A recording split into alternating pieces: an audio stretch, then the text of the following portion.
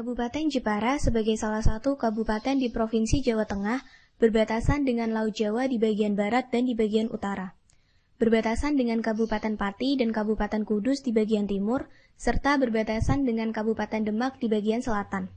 Wilayah Kabupaten Jepara juga meliputi Kepulauan Karimun Jawa, yakni gugusan pulau-pulau di Laut Jawa, yang memiliki dua pulau terbesar yaitu Pulau Karimun Jawa dan Pulau Kemujan. Kabupaten Jepara secara administratif memiliki wilayah yang luas daratannya sekitar 1.004.132 km persegi dengan panjang garis pantai sekitar 72 km. Kabupaten Jepara terdiri dari 16 kecamatan, 11 kelurahan, serta 184 desa. Kabupaten Jepara memiliki beberapa julukan di antaranya Jepara sebagai Bumi Kartini.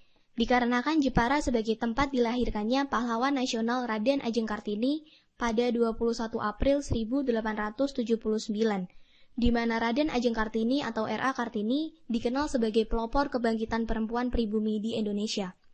Jepara juga disebut sebagai The World of Carving Center, sebagai kota kerajinan atau kota seni, serta sebagai kota ukir. Dikarenakan terdapat banyak seni kerajinan di Jepara seperti seni ukir, seni patung, seni relief, monel, emasan, gerabah, rotan, bahkan seni anyaman. Serta pada zaman kerajaan Kalinyamatan yang dipimpin oleh Sultan Hadlirin, ayah angkatnya dari Cina, mengukir batu yang dibawa dari Cina tersebut untuk diletakkan di Masjid Mantingan, lalu mengajarkan cara mengukir yang indah tersebut ke warga Jepara hingga menjadi mata pencaharian warga Jepara sekarang. Serta Jepara berhasil membuat rekor muri sekaligus rekor dunia dalam bidang mengukir kayu bersama terbanyak di dunia. Permasalahan yang terjadi di Jepara selama pandemi COVID-19 antara lain satu, terdampaknya ekonomi masyarakat yang mata pencahariannya sebagian besar bergantung pada kegiatan transaksi langsung seperti perdagangan sebagai akibat pemberlakuan protokol pembatasan kegiatan masyarakat oleh pemerintah menyebabkan masyarakat cenderung lalai atau tidak mau mematuhi protokol kesehatan yang dianjurkan.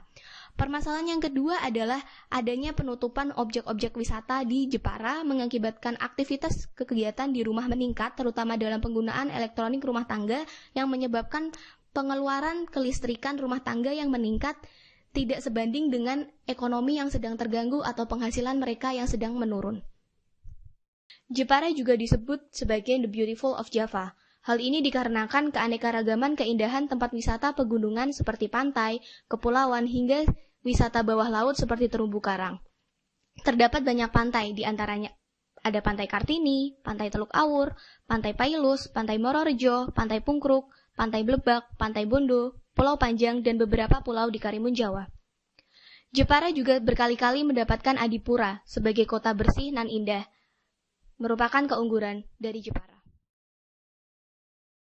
Desa Sukodono sebagai sebuah desa di Kecamatan Tahunan, Kabupaten Jepara, secara geografis berbatasan di bagian utara dengan Desa Tahunan, di bagian timur berbatasan dengan Desa Langon, di bagian selatan berbatasan dengan Desa Sukosono, dan di sebelah barat berbatasan dengan Desa Mantingan. Secara administrasi, Desa Sukodono terdiri dari 27 RT, 5 RW, juga 5 dukuh. Objek atau potensi pariwisata yang terdapat di Desa Sukodono antara lain air terjun Loso, lapangan sepak bola Gelora Bakalan Sukodono, serta sirkuit Bakalan Mewah.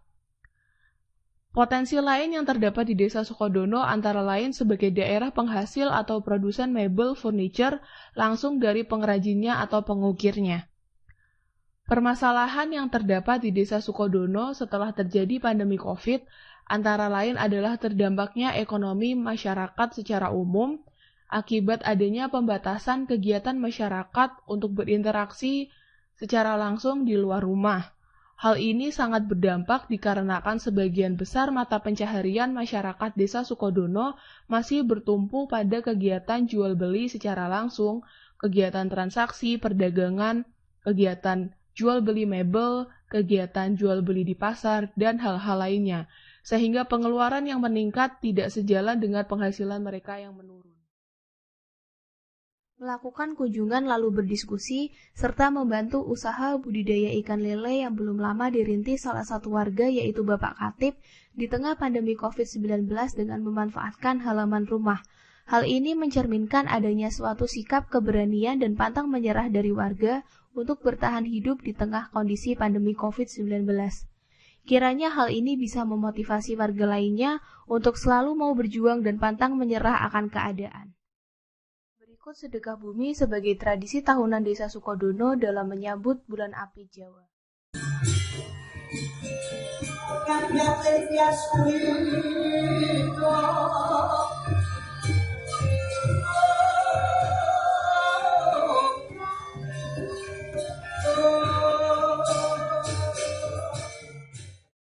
Dilaksanakan setiap hari Senin Pahing menurut kalender Jawa, sedekah bumi bermakna ucapan syukur akan kesejahteraan masyarakat desa.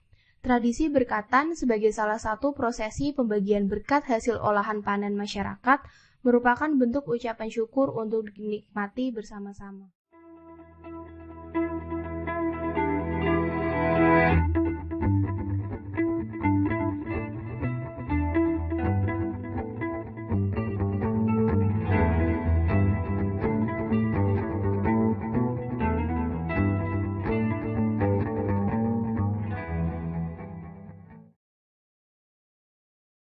Pelaksanaan program kerja 1 yaitu edukasi terkait hand sanitizer dan cuci tangan pakai sabun atau CTPS bagi masyarakat Desa Sukodono, Kecamatan Tahunan, Kabupaten Jepara, dilaksanakan pada minggu kedua pelaksanaan kuliah kerja nyata atau KKN Tim 2 Undip tahun 2020 oleh mahasiswa terkait di lokasi domisili sekitar.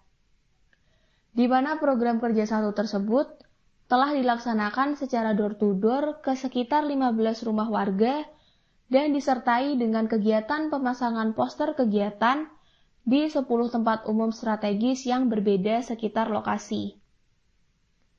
Edukasi terkait hand sanitizer dan cuci tangan pakai sabun yang diberikan tersebut berisikan antara lain 6 langkah prosedur cuci tangan yang benar sesuai anjuran WHO, cara penggunaan hand sanitizer, dan kandungan hand sanitizer yang baik agar efektif digunakan, seperti mengandung alkohol minimal 70%, serta pertimbangan bijak kapan kita harus melakukan cuci tangan pakai sabun ataupun menggunakan hand sanitizer sesering mungkin, terutama dalam beraktivitas di luar rumah selama masih ada pandemi COVID-19 di masyarakat. Edukasi terkait hand sanitizer dan cuci tangan pakai sabun yang diberikan tersebut antara lain bertujuan untuk meningkatkan pemahaman warga akan penggunaan hand sanitizer dan cuci tangan pakai sabun secara bijak dan benar agar efektif digunakan, serta meningkatkan kesadaran akan pentingnya mematuhi protokol kesehatan yang dianjurkan oleh pemerintah Republik Indonesia sebagai upaya preventif untuk menangani penyebaran virus COVID-19 di masyarakat.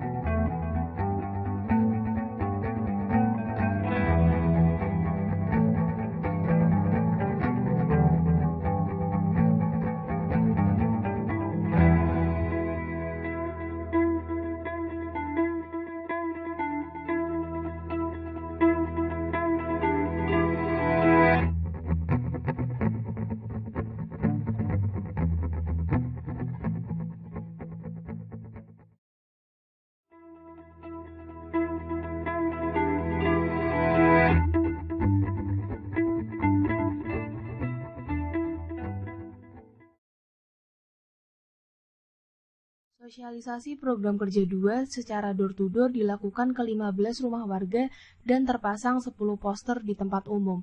Sosialisasi protokol hemat energi listrik diambil berdasarkan Peraturan Menteri Energi dan Sumber Daya Mineral Republik Indonesia Nomor 13 Tahun 2012 tentang penghematan pemakaian tenaga listrik pada sistem tata udara, tata cahaya, dan peralatan pendukung, terutama peralatan rumah tangga. Sosialisasi disertai dengan simulasi perhitungan praktis biaya listrik elektronik penggunaan rumah tangga. Hal ini bertujuan untuk meningkatkan pemahaman dan kesadaran masyarakat untuk hidup hemat dan bijak dalam menggunakan listrik terutama di tengah pandemi COVID.